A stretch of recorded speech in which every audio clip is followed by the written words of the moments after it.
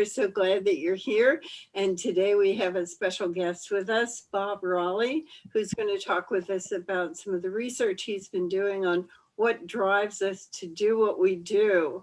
So first of all, let me introduce my colleagues. Mike Lawing from North Carolina. Hi, Mike. How are you doing? I'm doing good. It's good to be here with everybody today. Thank you. Nice to meet you as well. Mike is a longtime survivor of kidney cancer. Quite a while. Let's see. I think I'm looking at 23 years now. So we're doing good. Good job. Good job. It's still active, and I have a scan next week, and it's just, we're just here. We're enjoying life. Good for you. That's nice to hear. And welcome, Robin. How are you doing? Hi, Robin. Hi, Mike. Hi, Joyce. It's good to see both of you, and it's nice to meet you. Robin is in Denver, Colorado, and she's the lead moderator for smartpatients.com, which has discussion groups for many different patient categories, mostly around conditions or particular troublesome aspects of different conditions. Great. So both of us talk with a lot of people with rare diseases, and that's how we came to the show. The Powerful Patient is helping people manage long-term, lifelong, often conditions that they have to deal with. So tell us about you and a little bit about how you came to do this research into why we do the things that we do. Well, again, it's great to meet all of you, and I was thrilled to hear I would be out on a podcast dedicated to powerful patients. So that's a real interest of mine, and I'll get to that in a second. I was trained as a psychologist in Syracuse University, and interestingly enough, my work at that point was really trying to differentiate different types of treatment for people. We started, and this is very early on in terms of prescriptive therapies, but we started to think not everybody responds to the same treatment in psychology the same way, and it really was puzzling to me. And so we started to look at who would benefit from things that were typical words-oriented talk therapy and who didn't. So we looked right down the middle and tried to figure out what was the defining characteristics. And we started to look at the way treatments were offered and the components of treatment, and we found a difference. And I'm going to hold off on the difference because the answers are really has come full circle to the work I'm doing now. So when I left the field of psychology, I didn't leave the field. I left the applied version of psychology, and I started working in corporate America, mostly in the areas of research and communications, and that led me to a lot of different fields. I ended up in the media and entertainment fields and started looking at why do people like what they like? Why do they watch the shows that they like? How do they want to consume this media? And so in 2002, I left the entertainment media space, moved back to New York, and full-time tried to research those ideas of why do people do these things. And 6 years ago, I founded PathSight Predictive Science, and we were committed to figuring out what the literature told us about why people do they do, why do they have the opinions they have, and why do they follow the beliefs that they have. And we got a great set of facts and tactics that everybody believed were all associated with that quest of why people do what they do.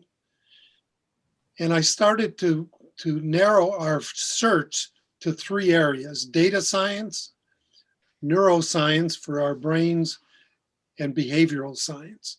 And we found a couple of really breakthrough things that, like they always talk about those stars that are, got their start late in life. Well, these things were being researched in moral development and things like that all the way back into the 1960s.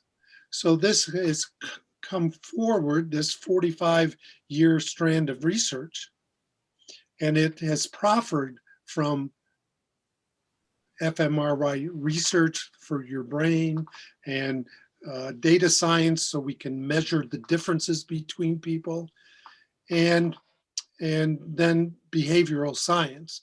And what we found was there's this group, this strand of research in moral development that says all the way back to the Stone Age, they could find these instincts that people responded to, and they rendered these instincts part of survival benefits. So, for example, I'll give you a couple of examples. The instinct to care for children is something that is a biologic instinct within us all. Some people are really passionate about kids. Some are not quite so passionate. Well, guess what? The ones who were passionate, they protected children. More children survived. The group got bigger, so they were better able to survive. Same with fairness is an instinct that we can have a lot of caring about fairness or not so much. The other ones are loyalty, authority, and purity. And these elements combine for instinctual patterns that we all have. So when I look at that, it gave us a sense of how do these instinctual patterns come together, and they're present at birth, and then as you come through your school age and up through adolescence, every experience you have is influenced by those instincts, and they also edit your instinctual identity. So it means that those experiences you had went both ways. The instincts affected them, and it affected you and your outlook. So when you get out, sort of I'm evolved sorry, over time. they evolved that way, exactly, and that's exactly the right term. So when you finish adolescence, you're kind of you've ended up with your personality, with the decision-making process that you believe, and your values around these instincts and life itself. And so then you're kind of on your way to crafting who you are and what's important to you. So those things are the things that conspire to lead us to the behaviors that we show everybody on each front of our lives. So let me try one that's very common to a lot of people, is just losing weight. It's a long-term journey. How do people decide whether or not they're ready to stick with it, or what kinds of things do we need to try to call forth in someone's psyche to get them to a point where they're ready to take that long journey and stick with it? That's a great question. So what we ended up doing is when we came up with these moral foundations of these instincts, we can start off by saying that there's kind of a bifurcation. So you can take any population, and half of the population, more or less, you know, are probably people who are motivated mostly by fairness and caring. The other ones are there, but the caring and fairness are really the biggest ones. So if I start to tell you some of the characteristics about those people, I'm sure you could tell me people you know like this. The way they kind of think about life, it says, this is the care and fairness group. I think about life, my real focus is on how we treat people and how they're treated by our culture. We aspire to treat people as equals, both in terms of opportunity and in terms of fairness and how we live our lives. How you start your life should not place you in a hole as to how possible your life will turn out. So these folks are driven by empathy, careness, and sense of social justice. They love finding new ways to do things and bring in new ways to solve old problems. And diversity and equality are really strong things for this group. They also kind of like to rebel a little bit about conformity. So I'm sure you can think of people that are really like that. Well, we find that those folks approach their health and healthcare and losing weight, stopping addictions, and something very different from the other group. So let me take a second and read you what that group is like. That group approaches things with, when you appear on this earth, there are certain realities we must face. There's a natural order to life. There are leaders and there's followers and a right way to do things. If you play by the rules, things should work out for the best. So they do things the right way. They have got a real passion for traditions because that confirms that we're doing it the right way. The group is more important than any single person, and they have a kind of a muted sense of fairness and care. It's still there, but they're not as over the top from the other group who has really got that emotionality. So fairness to them is applied in a hierarchical structure of the leader has more, is entitled to more, and than everybody else, and those type of things. So I'm sure you can think of people like that. Now, when those people think about health, one thinks of it as the entitlement of their imagination. If they can think of it, they should be able to do it, and they'd like to do things on their own. The other group tends to think of it as a systematic approach to living. Like to lay out their objectives.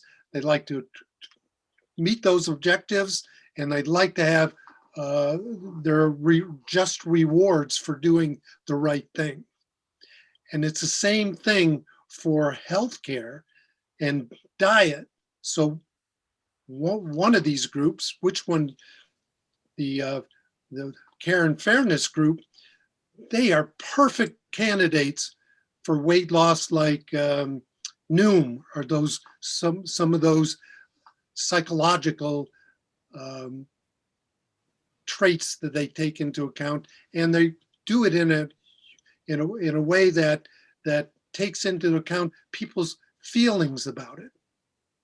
On the other side, you might have somebody that was more likely to be successful using the old Weight Watchers approach, a systemic approach that allows you to meet your objectives publicly and in a way that will work for you.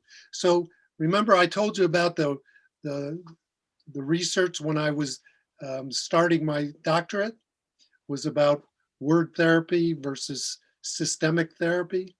It's the same thing, only now we know it's from your instincts. I see. It's So from your one instincts. group wants you to lay out the rules, and if I follow the rules, everything should be fine. And the other one says, yes, but how do you feel about it? Yeah, exactly. It boils down to that kind of an approach. And so when we get into chronic illness and we get into things like that, I believe in my heart that if you can identify which works for each person and talk to them and communicate with them in a way that's consistent with their underlying instincts, you'll have a much better likelihood of them being adhering to their protocols if you explain it in a way that is consistent with their instincts. And that's why I think we get a lot of hit and miss outcomes for some of these chronic diseases, because as you know, as a powerful patient, you've got a demand to be a part of the treatment, and you've got to demand that the doctors are going to treat you in a way or discuss things in a way that's consistent. Now we know with your instincts, and so it's one more way to have a personalized healthcare approach is demanding that you get communicated in a way that makes sense to you. Right. I just sort of modified that a little bit, is that we know we can't demand it because doctors don't respond well to demands. So we do try to form partnerships with our doctors and become part of the conversation. Yeah, and so what we're doing, we're working in healthcare to do that on behalf of patients, to be able to let doctors know that there's this difference between people who see the world in different ways and that they would be benefit. So we do that as a kind of work that we're doing in healthcare. So let's talk a little bit about COVID, because COVID also has been going on for a very long time. We're all getting pretty tired of it. But on the other hand, we have to be smart about how we're going to get out of this year of isolation. And so there are two aspects that we'd like to explore with you. One is behaviors around masks and social distancing, how people are making their own choices about conformity or non-conformity to the recommendations of the CDC and the World Health Organization. So what drives those choices and behaviors? Well, the thing about it is these individual patterns that I described to you, they're really candidly all encompassing. We talked a bit about whole person insights. These things are things that when we talk about healthcare or managing your wealth, your relationships, a security, or care for yourself, these things run through the entire gamut of how you think about the world. So these things, unfortunately, have, with the advent of social media, have really evolved into kind of like tribal cultures. And people tend not to welcome contrary points of view for their whole person insights. So when a person is in the tribe that values compassion and empathy and fairness, all of those people are predisposed to that instinct to want to follow those rules. And so they will kind of instinctual say, I'm masking up. That's what I was told to do. And I definitely want to care for everyone else to do that. And these other folks that are in the other tribe, they've made it kind of defined it as a duty, but people on their team tend not to want to be told what to do. And so those folks are saying, you can't tell me what to do, so I'm not going to voluntarily do that. And so It's very interesting to me that when, because I was one of the early people who pitched in and made masks when you couldn't get them. And yes, I put together, I think, 3 different programs on how to make masks at home. And when I was looking for some pictures of people in masks and looking for different ethnicities for my pictures, I came across a number of articles about the attitudes toward masks in Asia. And there, they actually in Japan call them courtesy masks because their intention is not to communicate whatever germs they have to someone else who may or may not be that's able exactly. to deal with them. So I thought that was really a remarkable shift in attitude between Right. I don't need a mask, I'm tough, that we see in the US versus I certainly wouldn't want to communicate any germs to a vulnerable person that you see in Asia. Yeah, exactly. And it's the rules of the game for these 2 tribes. And what happened, you know, I think evolutionary wise, we have always done this, but the social media has made it the context of that so much more perilous, because that notion of people in these tribes don't want to hear contrary points of view. And you know, in the old days, we used to have, you know, maybe a crazy neighbor, and you might have seen them, but you didn't see them every single day on social media. And now social media has forewarned us that these other guys are out there, and they've forearmed us to do battle right out of the gate. And it becomes a membership right. You're in or you're out, and there's really no middle ground. So that, to me, is what we have to do, is to work collaboratively with each other to try to break through these tribal cultures and get beyond those kinds of silly membership rights. Well, I am very fascinated with this conversation because, you know, one of the things about cancer treatments that we've started coming up with that has evolved is targeted individual therapy. And so to see this in psychology and in counseling that they're doing that, I think that's incredible that you're figuring out how to possibly coach a doctor and train a doctor to maybe have 5 different sets of conversations, you know, that's on file, that they can sit down and talk to a person that goes into these 5 distinct categories and get them to respond better. And so are you making any headway with the medical community in breaking this idea to them? Well, we're just in the process of doing that, and I think that what we will probably end up doing is making a accommodation for the medical networks. So candidly, I don't think we're going to get doctors to change the way they talk to patients, but we can have, like, let's say you spoke Ukrainian or something like that. They would have a translator into the room with you, and they could translate from the doctor to you. And I envision these kinds of conversations almost needing a translator.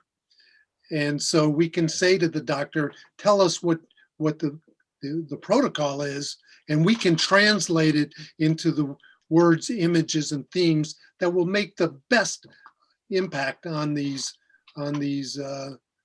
patients. So that's how I think it's going to work.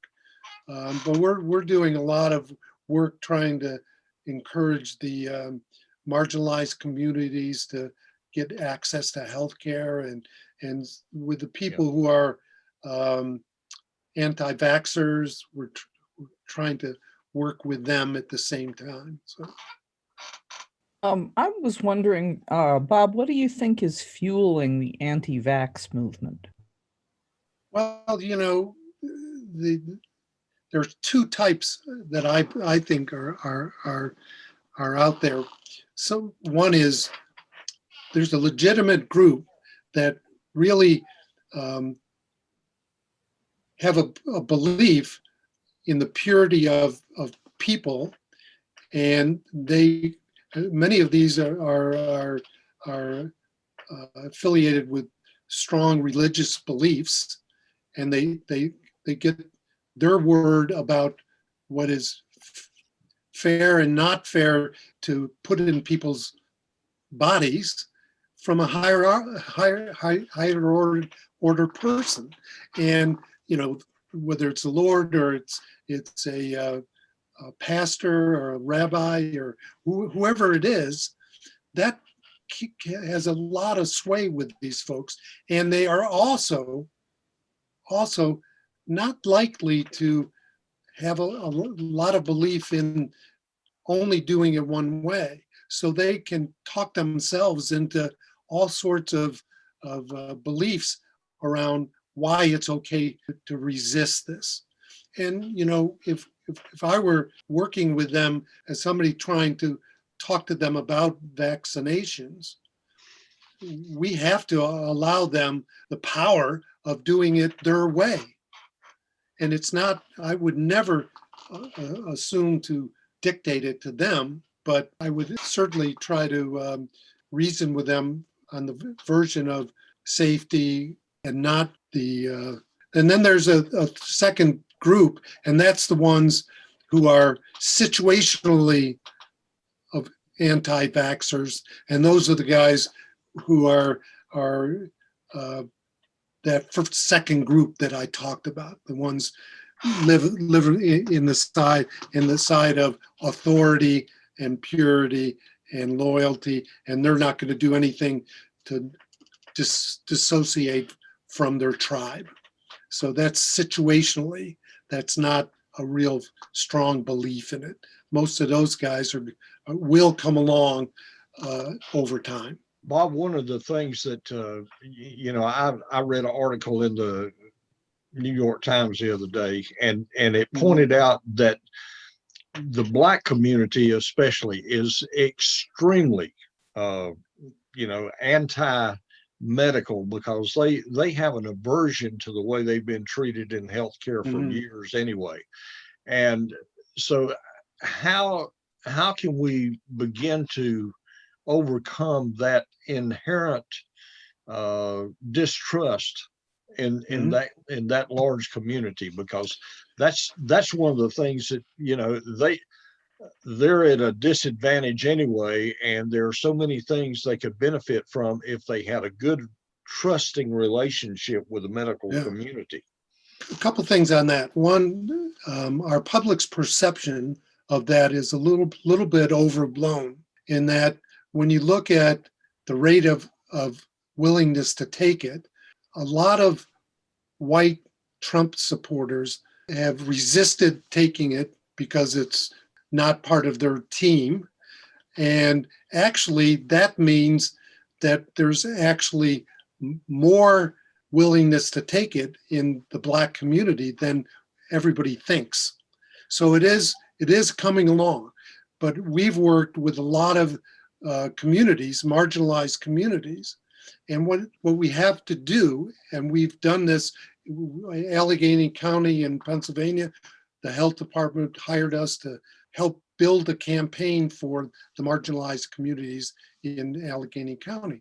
And so one of the real keys is finding community-based organizations that have a trusted relationship with the community, and talking to them about testing and the safety of the vaccine and the likes, such that they become the conduit to the community, since they already have those relationships. And we're finding that when we take the effort to get into the community and deal with the trusted community-based organizations, they can have remarkable effects on the community, because they're not going to take it from me, but candidly, they've got a lot of reason to distrust the system.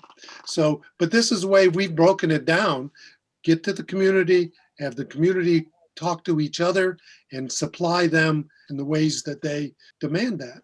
And I'm very confident that they're going to come along well above some of the white communities and Latin communities. Right. We're having success with that in Boston. The leaders of the Black churches, the barbershops and hairdressing salons in the Black community have been very effective in making inroads there. And as you say, the resistance in the Black community is much more about access than it is attitude at this point. Yeah, I agree. Well, thank you so much. This has been very interesting conversation and very fascinating research that you've done into what motivates people. And I'm almost afraid of how it's going to be applied by various marketeers, that they're going to try to even more than they're already being. Yeah. Well, they're like doxers. They don't like to take advice either. So, well, it's been a pleasure for me to spend a half an hour with you and hear your stories, and know that I'm in your corner, and anytime I can come back and talk about invigorating the patient population, I'd be more than happy to do that. Thank you. Thank you very much. Thank you, Robin, and thank you, Mike, for being with us as well. And thank you to everybody who's listening in today. We hope that you will be well and be a powerful patient. Thank you. That's right. Bye-bye. Good luck with your good luck with your scan. Thank you. Bye-bye. Take care. Bye-bye. Thanks, everybody.